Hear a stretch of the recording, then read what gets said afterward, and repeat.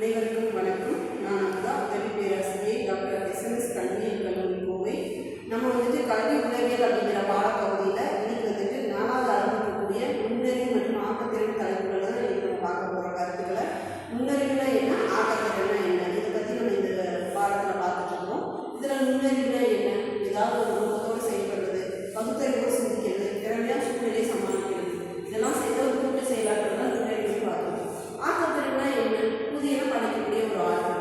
இப்போ இந்த நுண்ணறிவு கொள்கைகள் நம்ம நிறைய பார்த்துருக்கோம். அதில் நம்ம இன்னைக்கு பார்க்க போகிறது கார்டனரோட பல்வகை நுண்ணறிவு கோட்பாடு, அதாவது கார்டனரோட மல்டிபிள் இன்டெலிஜென்ஸ் தியரி தான் இன்னைக்கு நம்ம பார்க்கணும்.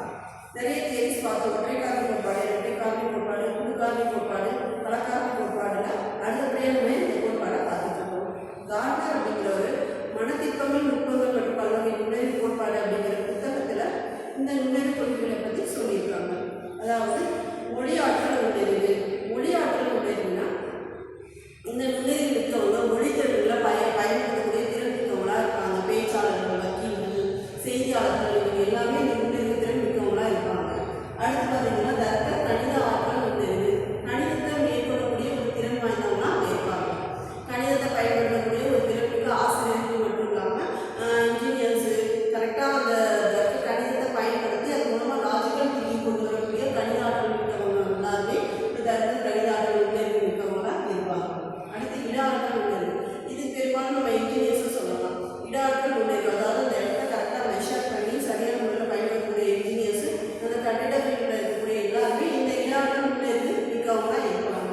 அடுத்து உடல் இயக்க ஆற்றல் நுண்ணறிவு. ஃபிசிக்கல் ஃபிட்னஸ் தொடர்பாக செய்யக்கூடிய அனைத்து துறைகளில் இருக்கக்கூடியவங்களுக்கும் உடல் இயக்க ஆற்றல் நுண்ணறிவு அதிகமாக இருக்கும். டாக்டர், ஃபிசியாலஜிஸ்ட்டு அண்ட் தென் ஃபிட்னஸ் இருக்கிறவங்க, ஜிம் போகிறவங்க மட்டும் இல்லாமல் இந்த உடல் இயக்க தொடர்பான ஆற்றல் மிக்கவங்களாம் அவங்க எல்லாரும் இருப்பாங்க.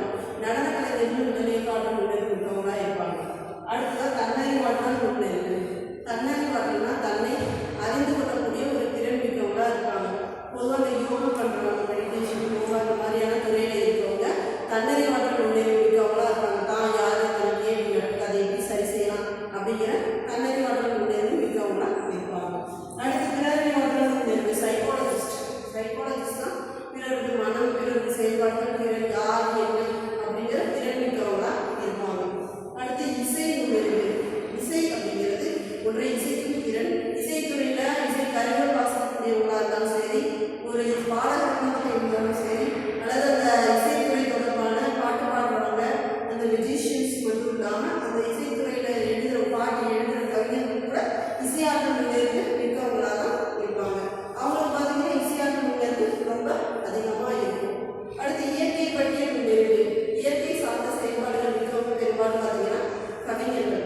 கவிஞர்களுக்கு இயற்கை சார்ந்த நுண்ணறிவு அதிகமாக இருக்கும். நேச்சுரலிஸ்ட்னு சொல்லிட்டு இயற்கையை ரசிக்கக்கூடிய இயற்கை ஆர்வலர்கள், பயாலஜிஸ்ட், தாவரங்கள், விலங்குகள் மேலே ஆர்வம் மிக்கவங்க, சுற்றுச்சூழல் மேலே ஆர்வம் மிக்கவங்க, தன்னார்வலர், இவங்க எல்லாருமே இயற்கை பற்றிய நுண்ணறிவு மிக்கவங்களாக இருப்பாங்க அப்படிங்கிறத கார்ட்னர் தன்னுடைய புத்தகத்தில் பதிவு செய்கிறாங்க.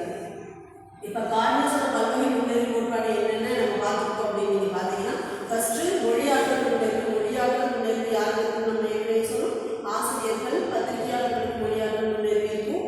அப்புறம் அந்த துறையில் இருக்கக்கூடிய மொழி தொடர்பான வக்கீல்களோட மொழியாற்றல் நுண்ணறிவு அதிகமாக இருக்கும். அப்போ தான் வாதாடக்கூடிய திறன் இருக்கும்.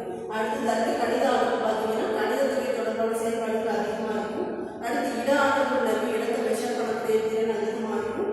உடல் இயக்க ஆற்றல் நுண்ணறிவு, பிசிக்கல் செயல்பாடுகள் தொடர்பான ஆற்றல் மிக்கவங்க. தன்னறிவாற்றல் நுண்ணறிவு, தன்னை பற்றி அறிந்து கொள்ளக்கூடிய திறன் மிக்கவங்க. அடுத்து பிறறிவாற்றல் நுண்ணறிவு, பிறரை பற்றி அறிந்து கொள்ளக்கூடிய திறன் மிக்கவங்க. இசை நுண்ணறிவு, இசை தொடர்பான ஆர்வம் மிக்கவங்க.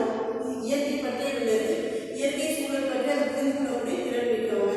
இவங்க எல்லாத்தையும் பற்றி தான் கார்ட்னர் தன்னோட பன்முக நுண்ணறிவு கோட்பாடு அப்படிங்கிற புத்தகத்தில், மனத்திற்பங்கள் பல்வகை நுண்ணறிவு கோட்பாடுங்கிற புத்தகத்தில் பல்வகையான நுண்ணறிவு கோட்பாடுகளை பதிவு செஞ்சிருக்கு. நுண்ணறிவு அப்படிங்கிறது ஒவ்வொரு தனி மனிதனுக்கு இருக்கக்கூடிய ஒரு முக்கியமான ஆற்றல். எல்லாருக்குமே நுண்ணறிவு இருக்குது, ஆனால் அதை பயன்படுத்தக்கூடிய திறனாக வேறுபடுது. பார்த்தீங்கன்னா நம்ம இதிலே பார்த்துட்டு இருக்கோம், மொழி, கணிதம், இது எல்லாமே எல்லாருமே மொழியாக முன்னேற்றம் கூட கணித ஆற்றல் இருக்காதா, இட ஆற்றல் இருக்காதா அப்படின்னா அந்தந்த துறையில் அவங்க எந்த அளவுக்கு சிறப்பாக இருக்காங்க அப்படிங்கிறத பொறுத்து அந்த ஆற்றல் வெளிப்படும் அப்படிங்கிறத இதில் கருத்து.